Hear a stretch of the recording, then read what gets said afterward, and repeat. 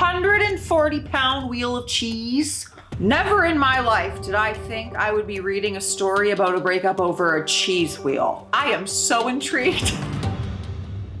Relationship drama that would shock Dr. Phil. First story, I discovered my husband hired an escort while I was at the hospital.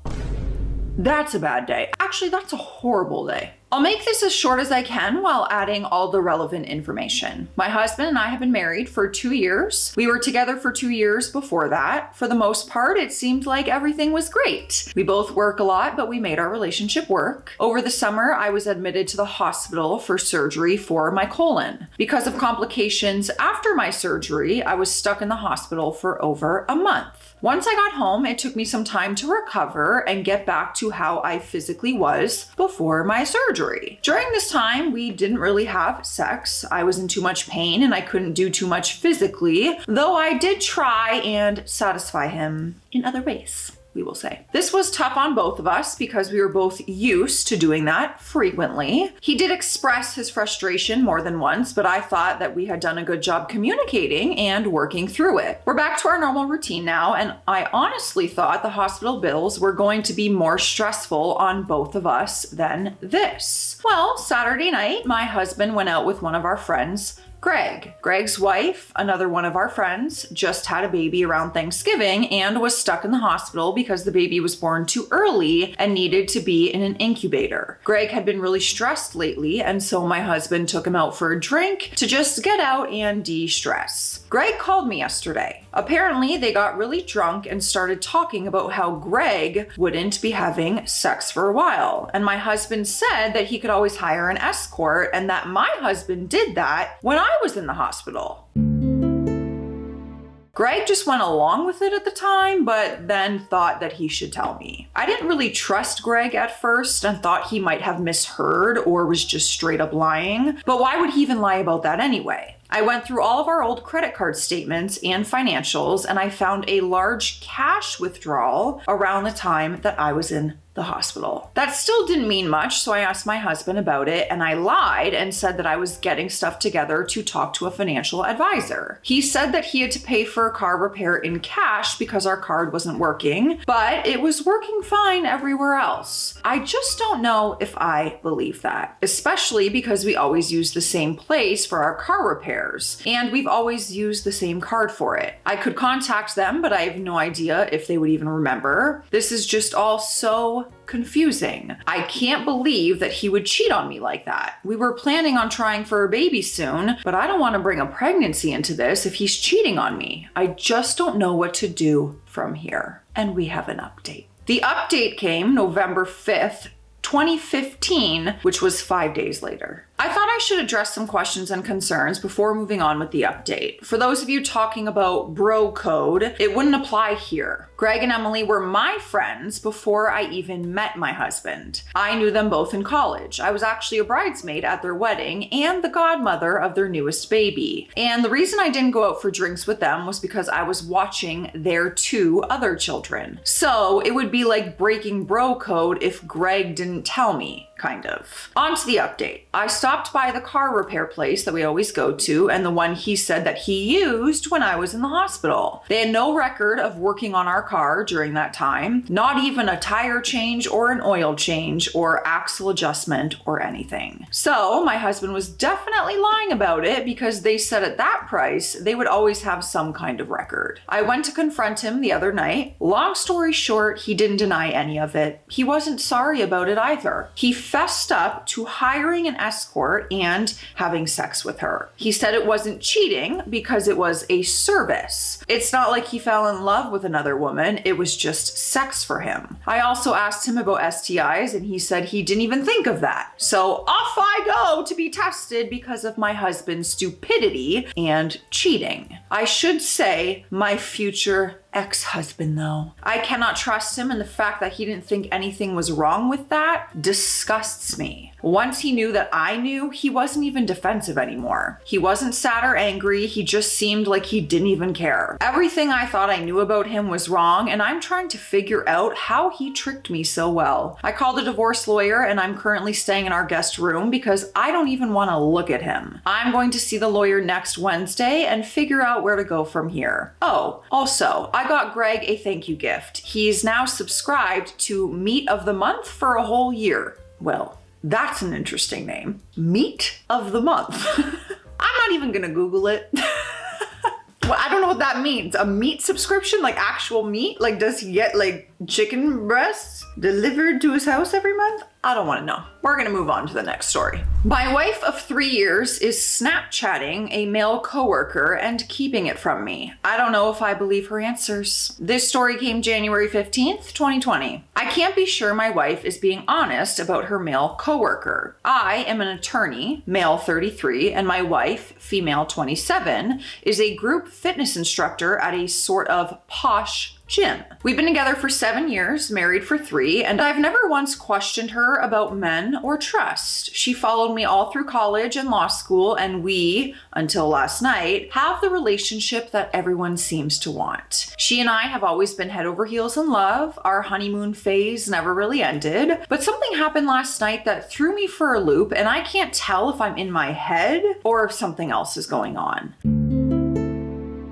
There is a fellow trainer that she works with. He's a decent looking guy. Perhaps you could say he's a knockoff of Liam Hemsworth. I always had somewhat of a weird feeling, but because I always trusted her, it was always fleeting. Here are the facts. Last night, she left her phone on the couch to go get water. I was still seated and I saw it light up with a Snapchat notification. I had no idea that she even downloaded it. It was from a coworker. It was just an emoji of a monkey covering his eyes. It disappeared and I said, "Oh, I didn't know that you Snapchat, coworker." She responded that she snapped all of her coworkers. This was lie number 1. My gut tells me something, so I asked to see it. She reluctantly hands it over, and I see in her snap history that she snaps him, her sister, and then the next names were all snaps from like 75 weeks ago. My red flags go off and I start asking questions, very calmly, might I add. She responds to everything with, "I don't know." I ask what he is responding to. She says, "I don't know." I say, "How often do you snap him?" She says, "I don't know."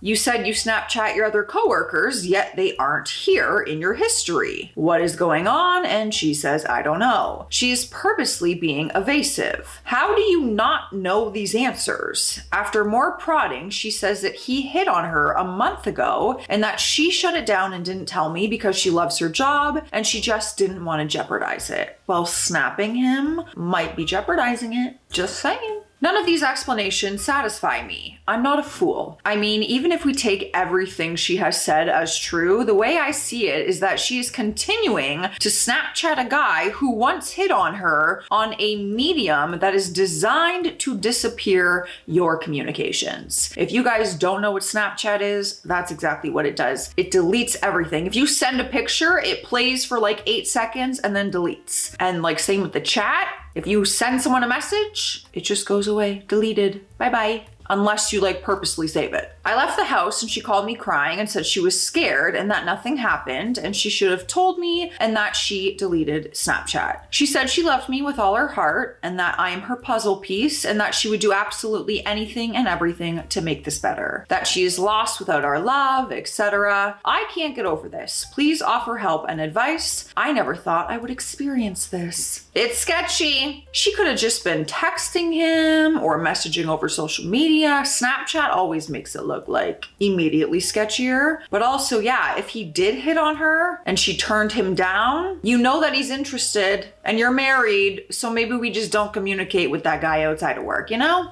We have an update though, and it came the same day. We've been talking and I have illustrated some new boundaries. Even though I won't babysit her, she volunteered access to all of her accounts and social media. I highly doubt I'll look, and I know that if she really was engaging in something, she would have deleted stuff, but it's a great start. Second, she reached out to him and I saw a text exchange with him. Again, I realized this all could be orchestrated, but here's how it went down. Why'd you send the monkey? I was replying to your story, making the class do 50 burpees. My husband saw it and started asking questions. He's upset. Tell him I'm sorry. I won't snap you anymore. I've always liked him. I think you shouldn't talk to me on social media anymore. I agree. I apologize if I caused any problems. Who knows if I can actually trust this or not? It almost sounds too orchestrated, like too perfect, like it was scripted specifically for you to see, but maybe that is the truth.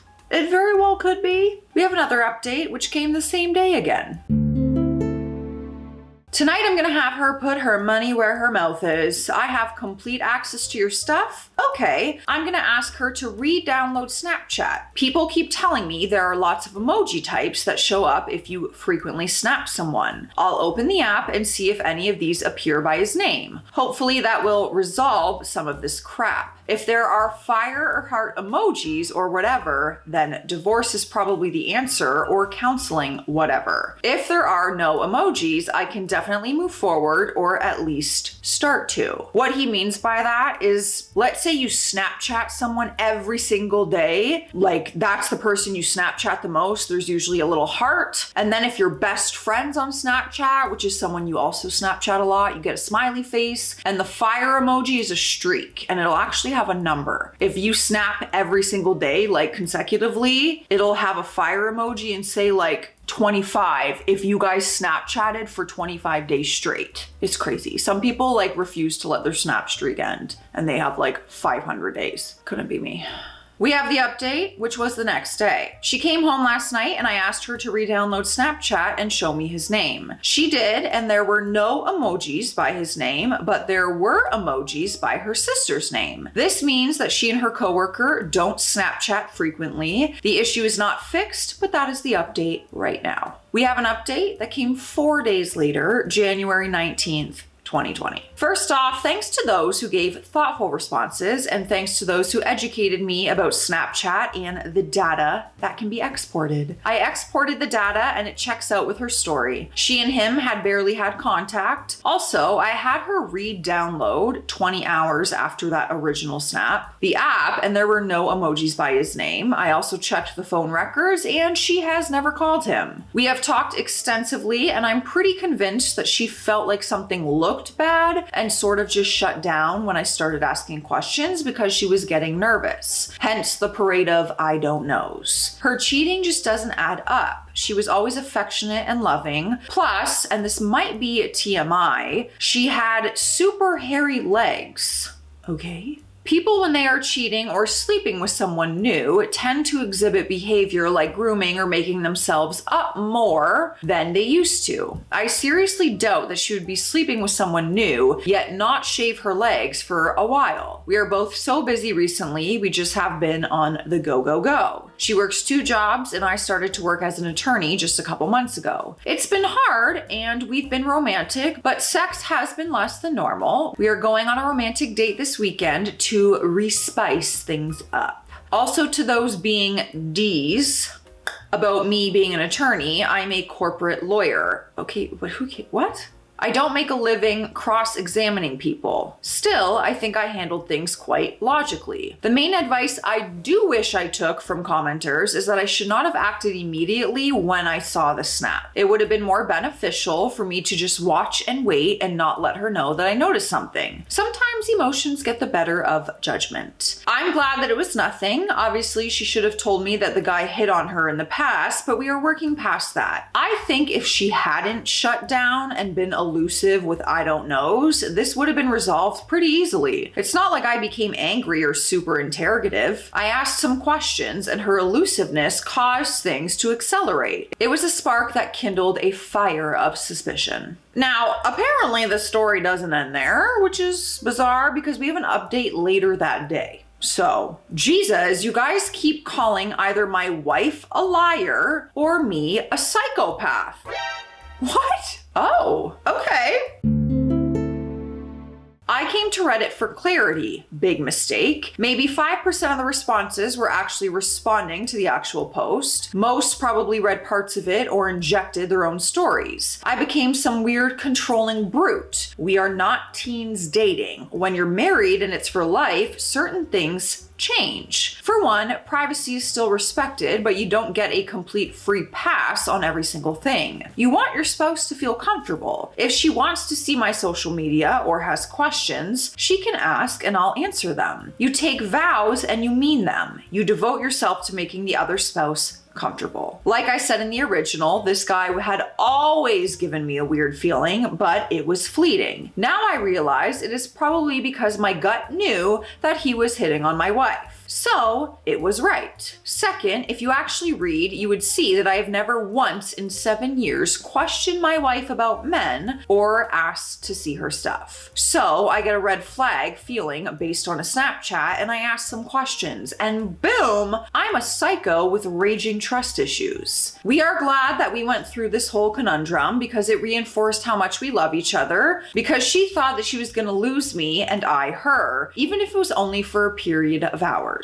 I am glad that I was wrong, but I am also glad that I verified I was wrong. I'm curious if me reading that story, did you guys pick on that? Did you guys pick up on that at all? Like, did you start feeling like she's lying or he's a psychopath? I think I doubted if she was lying along the way, just wondering how true it was. I kind of believe that it's true. Am I naive? Let me know your thoughts. We have some more drama, but at first, you know what we gotta do. We gotta drink water, okay? It's hydration station. Cheers. Drink your water. I should be banned from using hot tools on my hair because look who burned her head. Yep. My sister gave me a new waver hot tool the other day. You would think I would know, how to use it. Burned my head. And it actually just popped in one of the videos. I don't know which one I filmed, but it popped and liquid came out. It's really, really attractive. So I'm no longer allowed to use any hot tools on my hair. Am I overreacting? My girlfriend left me over a cheese wheel. Never in my life did I think I would be reading a story about a breakup over a cheese wheel. But you know what? I am so intrigued. This might be my new favorite story. Okay, and it's new. This started January 28th, 2026. Oh my God, how do you break up over cheese? Cheese is the best. Maybe if someone didn't like cheese, because cheese is incredible. And that's coming from someone who is lactose intolerant. So I, 27 male, and my girlfriend, 26 female, were saving for a house down payment. I work and she is unemployed. I have saved $32,000 and she has saved $4,000 Canadian. Hey. So I feel like I bear the brunt of the financial decision making here. I was doing the Oxford County Cheese Trail and I found a vault release. They were selling a 140-pound wheel of 21-year-old cheddar. 140-pound wheel of cheese. That's a dream. Oh, I'll just dream of that tonight. I really will. It was aged using traditional cloth bound method that's practically extinct here in Canada. And with over 21 years, it is extremely concentrated. 21-year-old cheddar often sells for $120 a pound. The farm was selling the entire wheel for $18,500. I don't like cheese that much. I'm good. $18,000 for cheese. I don't know how we justify that. If I cut it into 200-gram wedges and I sell it at $60 each, I can make $38,000. Oh, you're trying to make this a business. I thought we were just eating the cheese. I bought the cheese wheel and I brought it home in my truck. When I rolled it into our apartment at first, she was excited. When I started to explain the finances and investment potential, she turned sour. She didn't yell, but expressed that she wasn't happy about how I spent my share of our house savings. She is now staying with her parents. I think she's overreacting because she doesn't understand the Canadian housing market. Our savings is not enough for a down payment without a ridiculous mortgage, and we need to take these opportunities. Am I overreacting, or am I the only one with ambition in our relationship? Guys, this almost feels fake, but apparently there's pictures for this story, like of the wheel of cheese and everything. Okay, we have our first update. It's just hard to take this seriously. I'm talking about cheese. The first update came 6 days later, February 3rd, 2026. I've taken some of your feedback into consideration from my last post. For those curious, my girlfriend is no longer in the picture. She cracked due to low risk tolerance, so I've decided to go all in on the business. I initially tried to return the wheel to the distributor to recoup some capital, thinking that they might have some pity. They were actually considering it until they came out to look at all of it in my truck. Apparently, the minor heat damage I caused to the wax while trying to open last week compromised the wheel, which was already non-refundable in the first place. Since I'm now stuck with a 140-pound, $30,000 plus asset, I had to pivot to asset protection and keep what I still have. I went out and I bought a true solid door back bar cooler, a professional digital temperature humidity controller, an industrial humidifier, a vacuum sealer, and ripening mats. The total cost was about $8.5K after taxes. Expensive? Yes, but I wasn't going to let a $30,000+ investment lose value. The delivery was difficult. My apartment door is narrow, so I had to take the door entirely off the hinges and shimmy the cooler into the living room. I had maybe a millimeter of clearance between the frame and the unit. I was exhausted and excited, so I started researching installation on my phone before putting my front door back on.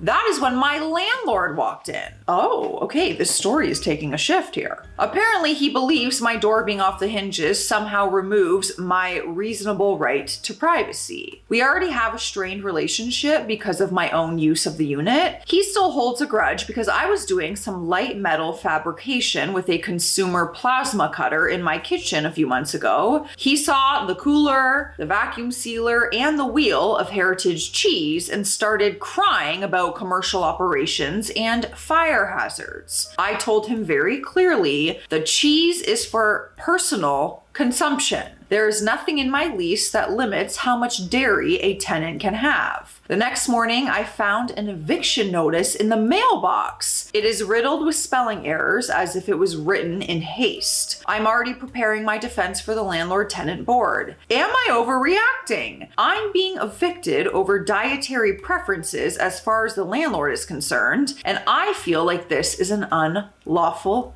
action. We're gonna look at the pictures because this is insane.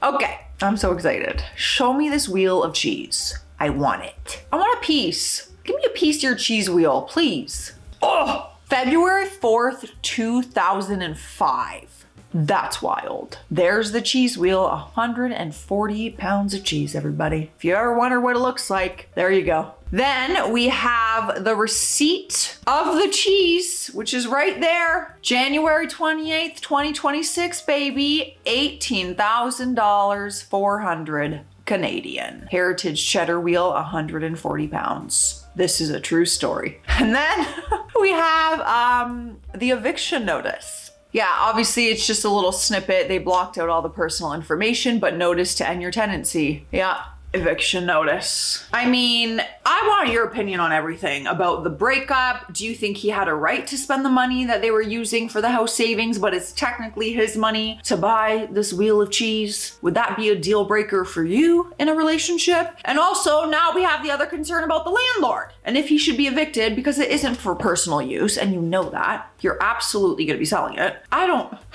We're talking about cheese. Let me know your thoughts, you guys. Stay classy out there. Stay sassy. I'll see you tomorrow.